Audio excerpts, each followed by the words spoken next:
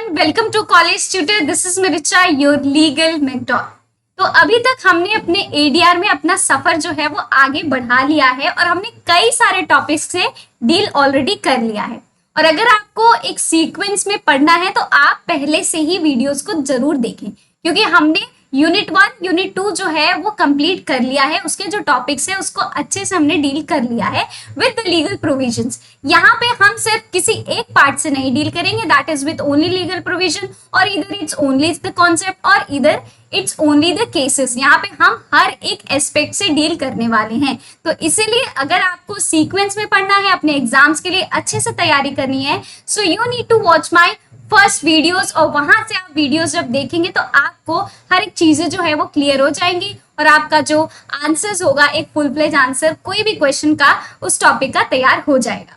तो अभी तक हमने क्या क्या पढ़ लिया है, क्या होता है एडीआर के नेसेसिटीज, उसके लीगल प्रोविजन, स्कोप्स, इन सब के बारे में ऑलरेडी डील कर लिया है ना।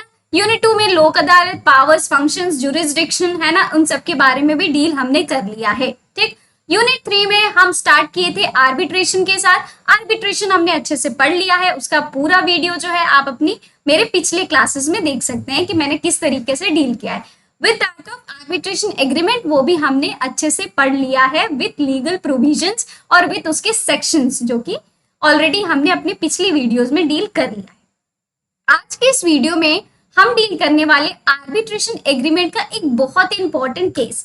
अगर आप ये केस मेंशन करते हैं, इनकॉर्पोरेट करते हैं अपने आंसर्स में, so you will be getting more marks. मतलब एडिशनल जो मार्क्स होते हैं वो आप अपने दोस्तों से ज्यादा आपको मिल सकते हैं, बिकॉज अगर आप कुछ अपने आंसर में एडिशनल इनकॉर्पोरेट करते हैं तो उस तरीके से आपको एडिशनल जो मार्क्स है वो भी गेन हो सकता है। सो अगर आपको ऐसा चाहिए तो जरूर से जरूर इस केस को इंक्लूड करें। Okay, so let's start today's video और स्टार्ट करते हैं अपने इंपॉर्टेंट केस के साथ, दैट इज के मोदी वर्सेस के मोदी।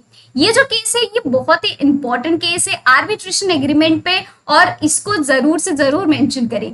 ईयर जो है मैंने इसके बारे में नहीं लिखा है, बिकॉज क्या होता है कभी कभार हम ईयर आप ढूंढ भी सकते हैं अगर आपको लिखना है तो, ठीक है, बट इट्स नॉट मैंडेटरी, क्योंकि अगर आपको क्या होता है याद नहीं रहता, अगर आप गलत ईयर लिख के आ सकते हैं तो वहां पे आज आ जाते हैं तो वहां पे आपका मार्क्स डिडक्ट हो सकता है। So you don't need to do that. अगर आपको ईयर लिखना है तो आप लिखिए, लेकिन सही ईयर लिखिए। ओके, तो हम बढ़ते हैं आगे के मोदी वर्सेस के मोदी के फैक्ट्स के बाद। ठीक है, हम डील करेंगे सीक्वेंस में इसको भी। पहले फैक्ट्स डील करेंगे, फैक्ट्स के बाद आखिरकार इशू क्या आया, इशू के बाद जजमेंट क्या आया। ठीक है, ऐसे ऐसे करके हम इस केस को कंप्लीट करेंगे।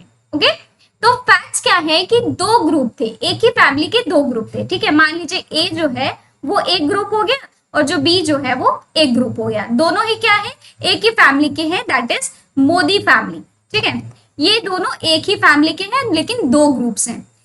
लेकिन ये जो फैमिली था वो ओन करता था और उनका एक तरीके से कंट्रोलिंग इंटरेस्ट था in a number of public limited companies. ठीक है, कई सारे पब्लिक जो लिमिटेड कंपनीज हैं, इन लोगों का, दोनों ग्रुप्स का क्या था, उसमें एक तरीके से कंट्रोलिंग इंटरेस्ट था, कंट्रोल करते थे, वो ओन भी करते थे और इनके पास कई सारे एसेट्स भी थे। ठीक, इनके अपने also they have own various assets. ठीक, लेकिन क्या हुआ, इनके बीच में डिस्प्यूट अराइज हो गया। ठीक है, कुछ हुआ होगा जिसके वजह से इनके बीच में डिस्प्यूट अराइज हो गया। ठीक, तो इसको रिजॉल्व करने के लिए, ये जो डिफरेंसेस हुए इसको रिजॉल्व करने के लिए इन्होंने क्या किया, नेगोशिएट किया। ठीक है, और नेगोशिएट किया और ये डिसाइड किया कि भाई हम एक फाइनेंशियल इंस्टीट्यूशन को चुनते हैं। ठीक है, और जो वो फाइनेंशियल इंस्टीट्यूशन होगी, जो वो जैसा करेगी, हम उसके हिसाब से क्या करेंगे, अपना काम करेंगे। ठीक है, मतलब उसके हिसाब से हम अपना डिस्प्यूट जो है उसे रिजॉल्व करवा लेंगे। ठीक, तो ये जो फाइनेंशियल कंपनी होती है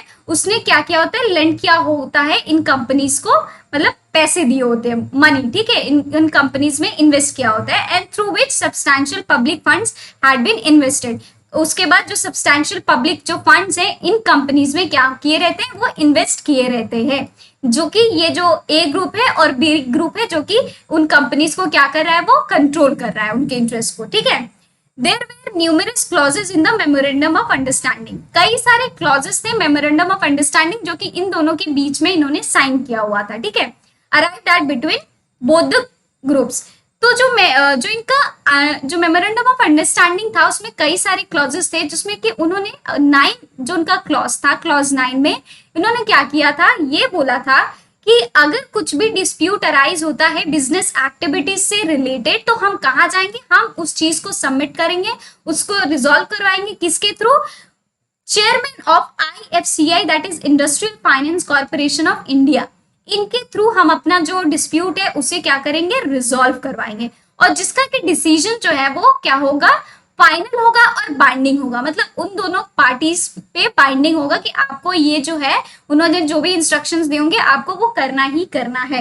ओके, आगे बढ़ते हैं और देखते हैं आगे क्या हुआ। Both the groups were dissatisfied with the report that was submitted to them, which mentioned details of splitting of all the assets for which groups sought help of the chairman and managing director of IFCI।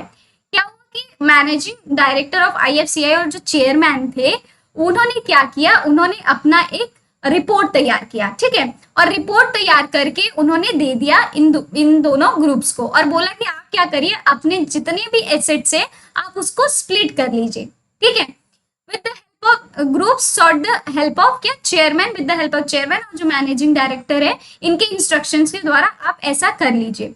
लेकिन ये जो दोनों groups थे ये दोनों ही इनके जो report आए थे उस पे दोनों ही डिससेटिस्फाइड थे, उनको सेटिस्फैक्शन इससे नहीं मिला। The letter informed the committee and discuss all the problems arising out of the report. जो उन्होंने रिपोर्ट बनाया था उसके बाद जो आगे चल के क्या किया, उन्होंने एक कमिटी बैठाई और उसके साथ सारा प्रॉब्लम्स जो था उन्होंने डिस्कस किया। लेकिन एज उन्होंने अपने क्लॉज 9 में मेंशन किया था कि IFCI का जो भी डिसीजन होगा वो फाइनल होगा, वो बाइंडिंग होगा, तो चेयरमैन जो थे IFCI के उन्होंने रिलीज किया अपना फाइनल रिपोर्ट और उन्होंने कहा declare it to be organisations क्या फाइनल डिसीजन, कि ये ऑर्गेनाइजेशन का फाइनल डिसीजन है on the subject. That in the same report उन्होंने क्या मेंशन किया, provided that both the groups, उन्होंने सब इंस्ट्रक्शंस दिए उन दोनों ग्रुप्स को जो कि फाइनली उन्होंने अपना डिसीजन बनाया, ठीक है। This report was not submitted to the court, और लेकिन ये जो रिपोर्ट था वो कोर्ट में सबमिट नहीं किया गया था।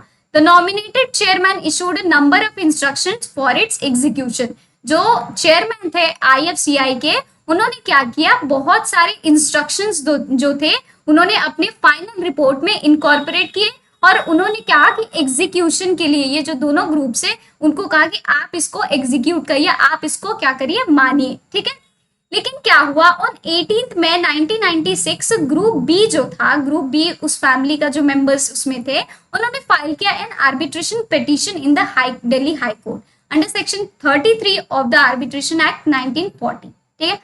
वो क्या किए, उन्होंने जो ग्रुप बी था उन्होंने एक आर्बिट्रेशन पिटीशन जो था वो दिल्ली हाई कोर्ट में उन्होंने फाइल कर दिया under section 33 of the arbitration act 1940, ठीक है।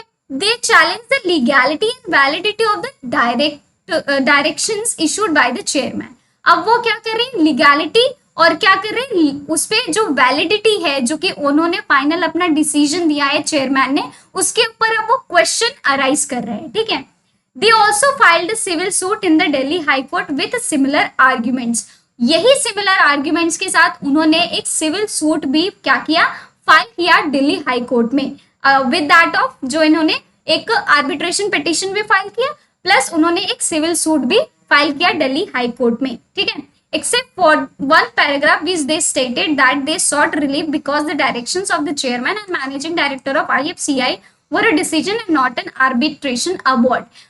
एक्सेप्ट उसके कि ये जो उन्होंने डिसीजन दिया है वो एक तरीके से, मतलब जो उनका रिपोर्ट उन्होंने डायरेक्शंस दिए हैं जो कि उन्होंने कुछ मेंशन किया था ना रिपोर्ट में कि आपको ये मानना पड़ेगा, एग्जीक्यूट करना पड़ेगा, एक्सेप्ट उसके कि वो सिर्फ डिसीजंस हैं और वो कोई भी आर्बिट्रेशन अवार्ड नहीं है, ठीक, क्योंकि वो आर्बिट्रेशन ट्रिब्यूनल नहीं है। IFCI क्या है, कोई आर्बिट्रेशन ट्रिब्यूनल है क्या, नहीं, तो कहाँ से वो आर्बिट्रेशन अवार्ड होगा। इसको छोड़ के उन्होंने वैलिडिटी और लीगैलिटी पे दोनों पे क्या किया, एक आर्बिट्रेशन पिटीशन फाइल की दिल्ली हाई कोर्ट में, विद दैट ऑफ उन्होंने क्या किया, एक सिविल सूट भी दिल्ली हाई कोर्ट में फाइल कर दिया, ठीक है। तो ये हो गए इस केस के फैक्ट्स। आगे समझ में इशू क्या अराइज हुए इस केस में, इशू ये हुआ कि whether clause 9 in the memorandum of agreement, जो उनका मेमोरेंडम ऑफ अंडरस्टैंडिंग था, वो जो एग्रीमेंट था, कॉन्स्टिट्यूटेड एन आर्बिट्रेशन क्लॉज, क्या वो कॉन्स्टिट्यूट कर रहा है, बना रहा है एक आर्बिट्रेशन क्लॉज, क्या ऐसा है? Whether the decision of IFCI constituted N arbitration award, क्या जो डिसीजन है IFCI का वो एक आर्बिट्रेशन अवार्ड कॉन्स्टिट्यूट कर रहा है? Whether the civil suit was an abuse of the court process, या फिर जो सिविल सूट उन्होंने फाइल किया क्या ये abuse of the court process है? ये सारे जो इश्यूज थे ये क्या हुआ, अराइज हुए इस केस में। ठीक, अब हम आगे बढ़ते हैं और देखते हैं कि जजमेंट क्या आया, कोर्ट ने फाइनली क्या कहा। ठीक है, court declared that clause 9 did not constitute an arbitration clause because there is no mention of the disputes being referred to the arbitration of an arbitrator। जो क्लॉज 9 है वो सीधे सीधे कहता है कि इस केस में, मतलब इस केस में जो क्लॉज 9 है, मेमोरेंडम ऑफ अंडरस्टैंडिंग जो है उनका जो एग्रीमेंट बना है, उसमें ये कहा गया है कि जो डिस्प्यूट है वो रेफर नहीं किया गया है किसी भी आर्बिट्रेशन में। ठीक है, किसी भी आर्बिट्रेटर को रिफर नहीं किया गया है, ये कोर्ट कहती है। The court mentioned a set of guidelines which would help ascertain whether the parties involved agreed or for arbitration or not. Following those guidelines, it was concluded that this decision does not constitute an arbitral award.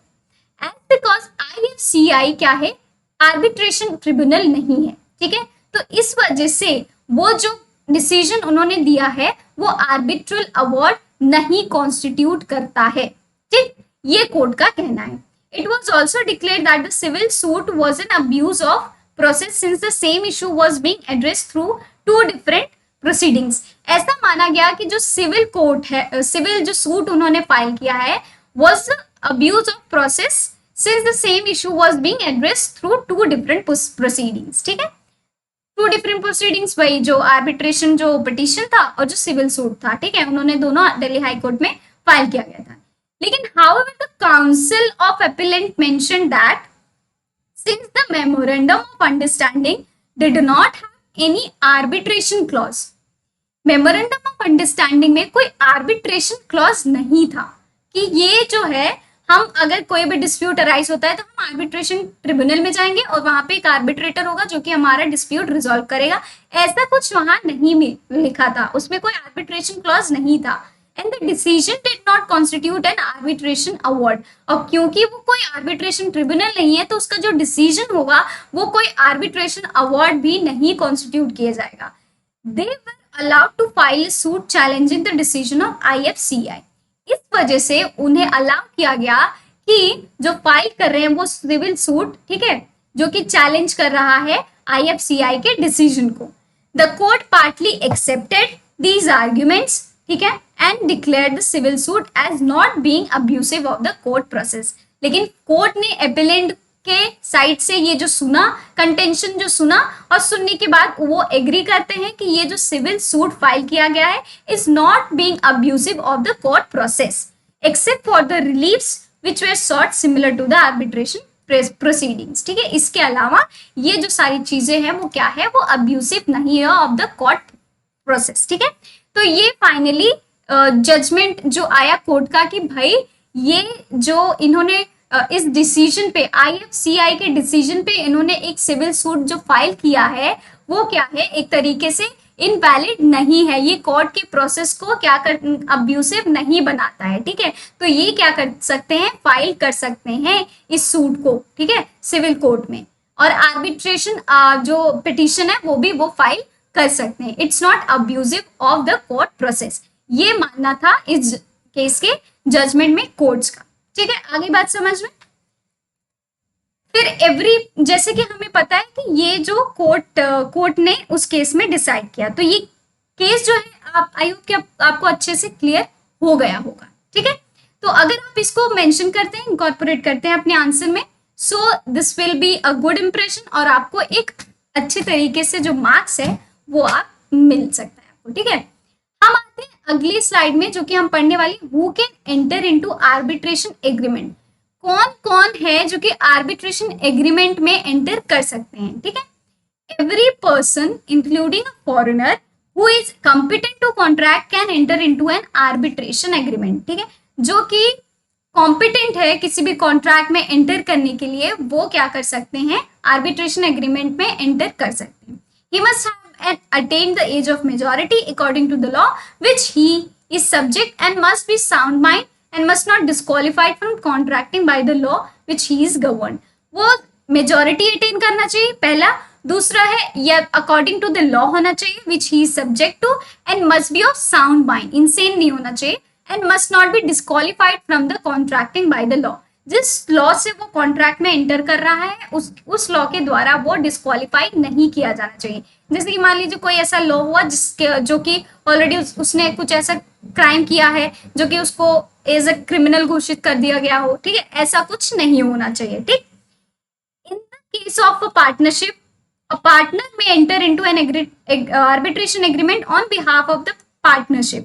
एक जो partner है वो enter कर सकता है, ठीक है, arbitration agreement में, लेकिन कब कर सकता है, जबकि पार्टनर जो अलग पार्टनर्स है उस पार्टनरशिप फर्म के, अगर उस पार्टनर को बोले कि तुम हम सब के बिहाफ में जाके आर्बिट्रेशन एग्रीमेंट में एंटर कर सकते हो, only fees so authorized in writing by the other partners or in partnership agreement itself।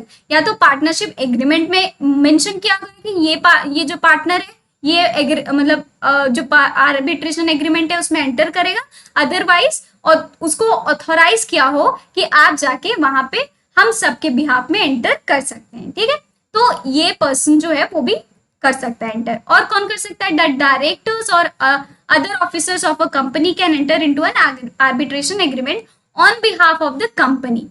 तो जो अदर डायरेक्टर्स हैं या फिर जो ऑफिसर्स हैं कंपनी के, वो एंटर कर सकते हैं आर्बिट्रेशन एग्रीमेंट में on behalf of the company, subject to the restrictions. लेकिन यहाँ पे कुछ रेस्ट्रिक्शन है, if any contained in the memorandum of association और आर्टिकल्स ऑफ एसोसिएशन, उनमें क्या होना चाहिए, मेमोरेंडम ऑफ एसोसिएशन और आर्टिकल्स ऑफ एसोसिएशन में मेंशन किया जाना चाहिए। Central and state governments can enter into an such agreement subject to fulfillment of constitutional requirement। जो स्टेट गवर्नमेंट है और जो सेंट्रल गवर्नमेंट है वो भी एग्रीमेंट में आर्बिट्रेशन एग्रीमेंट में एंटर कर सकते हैं, लेकिन subject to the fulfilment of the constitutional requirement, constitution में उसके रिक्वायरमेंट के अकॉर्डिंग वो एंटर कर सकते हैं। ठीक है, public undertaking can enter into an arbitration agreement like any private party. Such agreement can be with the private parties within the country or with foreign party or foreign states and foreign agencies। कोई भी जो private party है वो भी एक arbitration agreement में enter कर सकती है, और वो जो एग्रीमेंट होगा विद दैट प्राइवेट पार्टी होगा विद इन द कंट्री और विद फॉरेन पार्टीज और फॉरेन स्टेट्स और फॉरेन एजेंसीज, इन सब के साथ भी वो क्या कर सकता है, आर्बिट्रेशन एग्रीमेंट में एंटर कर सकता है। तो ये कुछ लिस्ट ऑफ पीपल है या फिर लिस्ट ऑफ क्या बोल सकते हैं अथॉरिटीज हैं जो कि क्या कर सकती हैं, आर्बिट्रेशन एग्रीमेंट में एंटर कर सकती हैं। ठीक, आगे बात समझ में। आई होप कि आपको ये जो वीडियो है अच्छी तरीके से समझ में आ गया होगा, कॉन्सेप्ट समझ में आ गया, केस जो मैंने बताया आपको वो समझ में आ गया होगा। केस बहुत इंपॉर्टेंट है आपके एग्जाम्स के पर्सपेक्टिव से, आप उसको अपने आंसर में मेंशन कर सकते हैं जब भी आपका कोई भी क्वेश्चन अराइज होता है रिगार्डिंग क्या, व्हाट इज आर्बिट्रेशन एग्रीमेंट, तो आप उसको लिखिए, उसके लीगल प्रोविजंस लिखिए, केस जरूर मेंशन करिए। अगर डेट याद नहीं है तो डेट ना मेंशन करिए, कुछ भी ऐसा नहीं होने वाला। ठीक है, तो अगर आपको अच्छे से समझ में आ गया हो तो जरूर से जरूर लाइक करें, शेयर करें, और शेयर तो जरूर करें क्योंकि जिन आपके दोस्तों को जरूरत है उनको भी ये चीजें पता होनी चाहिए, तो आप उनके साथ भी शेयर कर सकते हैं। तो आज के वीडियो को सुनने के लिए बहुत बहुत धन्यवाद। मिलते हैं हम अपनी अगली वीडियो में। Till then bye bye, take care.